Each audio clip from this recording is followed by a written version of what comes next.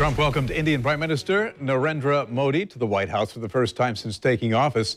After a series of meetings, the president said the future of America's partnership with India never looked brighter. I'm proud to announce to the media, to the American people, and to the Indian people that Prime Minister Modi and I are world leaders in social media. We're believers, giving the citizens of our countries the opportunity to hear directly from their elected officials and for us to hear directly from them. I guess it's worked very well in both cases. Now, the two leaders pledged to work together despite their differences over trade and immigration. Let's talk about the key issues in this relationship with Joe Cryer, president of Cryer Wealth Management. This is actually very interesting because there are two issues involving India that seem counter to some of the things that Mr. Trump has talked about in the past. We outsource a lot of jobs, and then there's the whole immigration issue. Yet the president yesterday asked for a removal of barriers over U.S. exports. Yeah, and Prime Minister Modi has been pretty big on pushing Trump in that direction and reminding him that, hey, we're all in this together, and lower cost goods produced and assembled in India does help the U.S. economy, as does immigration from India, which there's an awful lot of tech companies in India that need those H-1B visas in order for their executives and so forth to travel back and forth. And by the way, his comment about leaders in social media is that Modi is second only to Trump on Twitter followers. Trump has 32 million, Modi has 31 million. So these guys connect on kind of a different level than a lot of world leaders ever have. Yeah, and this prime minister has really been very effective in bringing about dramatic change for India.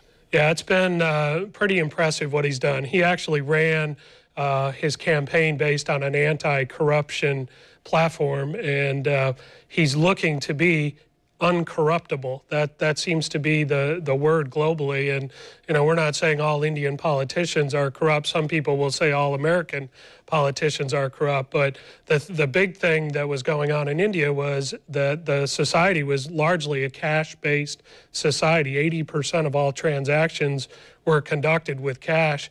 And in November, Modi, with a 12 days notice, said that all 500 and 1,000 rupee notes will be canceled effective by the end of the year. And it created a mad scramble in India, but what happened was 122 million bank accounts were opened in less than a week, and the society has kind of rolled along with it since then. So with these major initiatives that the Prime Minister has brought about, how does it impact and benefit the U.S.?